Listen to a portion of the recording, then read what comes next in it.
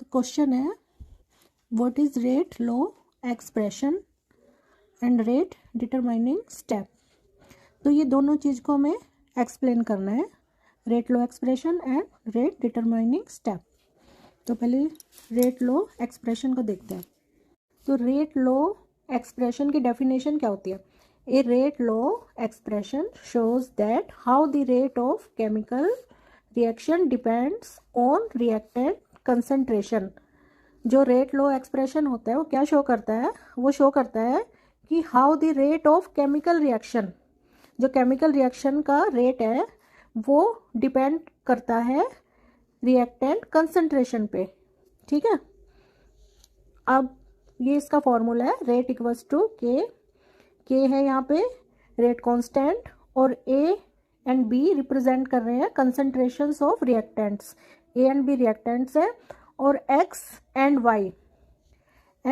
Y orders हैं जो reactants के साथ हैं। ठीक है, रेट कांस्टेंट, रिएक्टेंट्स और orders with reactants.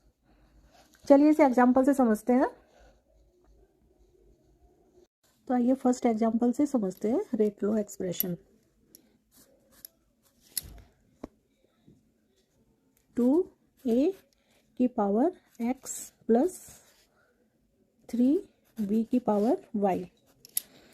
a and b ये दो क्या है? रिएक्टेंट्स है और ये रिएक्शन कर रहे हैं तो एक नया प्रोडक्ट बन रहा है। वो क्या बन रहा है? 5C। तो ये एक केमिकल इक्वेशन है। ठीक है, ये केमिकल इक्वेशन है जो दी हुई है और इसका रेट लो एक्सप्रेशन क्या होगा? तो कैसे लिखेंगे इसके रेट लो एक्सप्रेशन को? कैसे लिखेंगे? रेट इक्वल्स टू के रेट कांस्टेंट कंसंट्रेशन ए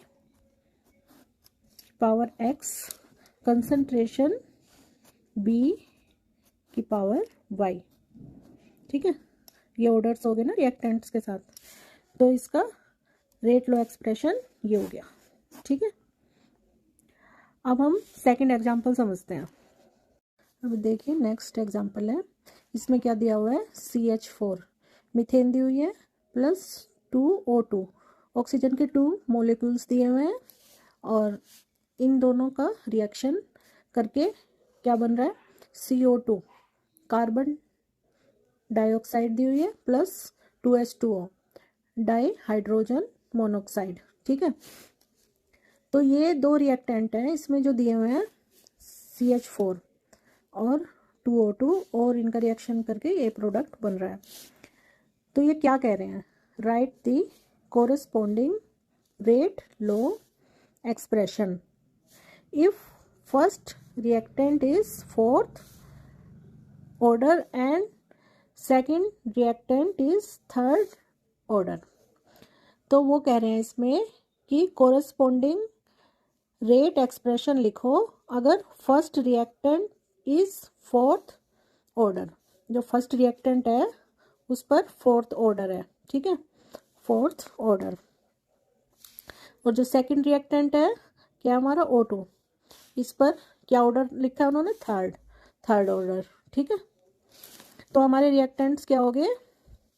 हमारे रिएक्टेंट्स हो गए, फॉर्मूला लिखते हैं हम, रेट इक्वल्स टू के कंसंट्रेशन ए, कंसंट्रेशन ए की जगह हम ये लिखेंगे पहला रिएक्टेंट CH4, एक रिएक्टेंट तो हमारा ये हो गया फर्स्ट। ठीक है, तो इसका ऑर्डर क्या बताया उन्होंने? First reactant is fourth order, तो हम यहाँ क्या लिखेंगे? फोर्थ।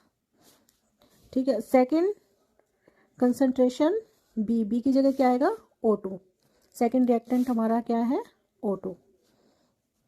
तो इसका क्या बताया उन्होंने order? Third order. Second reactant is third order, तो यहाँ क्या लिखेंगे? Y की जगह थर्ड। ठीक है, ये हो गया हमारा इसका रेट लो एक्सप्रेशन। ठीक है, फॉर्मूला तो वही था, रेट कांस्टेंट कंसंट्रेशन A की order X concentration B power की जगह हम ऑर्डर लिखते हैं, ऑर्डर y, ठीक है। अब इस फॉर्मूले में हमने जो इन्होंने दिया हुआ है क्वेश्चन में, जो पूछा है, बोला है कि एक्सप्रेशन बताओ, रेट लो एक्सप्रेशन, तो उसके हिसाब से हमने लिखा है।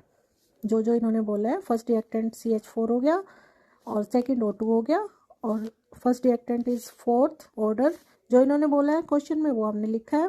सेकंड रिएक्टेंट हो गया थर्ड ऑर्डर, तो हमने थर्ड लिख दिया सेकंड रिएक्टेंट में। तो इसका ये हो गया रेट लो एक्सप्रेशन। ये हो गया हमारा सेकंड एग्जांपल, ठीक है। अब तो आपको अच्छे से समझ आ गया होगा कि रेट लो एक्सप्रेशन होता क्या है, ये इसका फॉर्मूला होता है। अब सेकंड क्या करना था हमें एक्सप्लेन, रेट डिटरमाइनिंग स्टेप। चलिए तो अब इसको समझते हैं। देखिए, हमें पालक पनीर बनाना है, पालक पनीर की सब्जी बनानी है फॉर एग्जांपल। तो हम मार्केट से ये हम पालक लेके आए, ये पालक है, और ये हम पनीर लेके आए हैं, ठीक है। अब ये देखिए, पनीर को तो हम जब पालक पनीर बनाएंगे फटाफट काट के इसके पीसेस, इसको वॉश करके फटाफट डाल देंगे बाद में ग्रेवी में। लेकिन जो पालक है उसको हम पहले, उसका प्रोसीजर, उसको हम पहले साफ़ करेंगे, फिर वॉश करेंगे, फिर उसको काटेंगे। तो पालक में तो टाइम लगेगा ना, पालक के प्रोसीजर में। पनीर में कुछ नहीं लगेगा, पनीर जो हम लाए हैं खरीद के, उसे तो फटाफट पीसेस ही डालने हैं काट के हमें, ठीक है। तो स्लोवर प्रोसेस किसकी हुई, पालक की, जिसमें हमें टाइम लगा। पनीर में तो फास्ट है, पनीर की तो प्रोसेस फास्ट है, उसमें तो कुछ भी नहीं टाइम लगा, हमें पालक में टाइम लगा। तो यही है रेट डिटरमाइनिंग स्टेप। तो रेट डिटरमाइनिंग स्टेप क्या होगा, पालक, ठीक है। ये इसका इजी एग्जांपल था, बाकी मैं केमिकल इक्वेशन से समझाती हूँ। देखिए, ये एक केमिकल इक्वेशन है, मतलब ये हमारी पालक पनीर की सब्जी है, और ये केमिकल इक्वेशन के 2 स्टेप्स हैं जिससे ये इक्वेशन बनी है, ठीक है, जिससे रिएक्शन बना है। तो ये हमारी पालक पनीर की सब्जी होगी, ये पालक हो गया और ये पनीर हो गया। ये पालक क्यों हुआ, क्योंकि इस स्टेप की जो प्रोसीजर है वो स्लो है, ये रिएक्शन स्लो है, ठीक है, और ये रिएक्शन फास्ट है। इन दोनों से मिलके ये बना है केमिकल इक्वेशन, ठीक है। तो ये पहला रिएक्शन हमारा क्या हो गया, स्लो, और ये वाला रिएक्शन हमारा फास्ट है। देखिए, 2NO2Cl 2NO2 प्लस Cl2, ये इससे प्रोडक्ट बना है, ये रिएक्शन हुआ है, ठीक है। अब NO2Cl, ये हो गया रेट कांस्टेंट, यहाँ लिखते हैं rate constant NO2 plus Cl। एक तो फर्स्ट स्टेप हो गया, ये स्लो स्टेप हो गया इसका।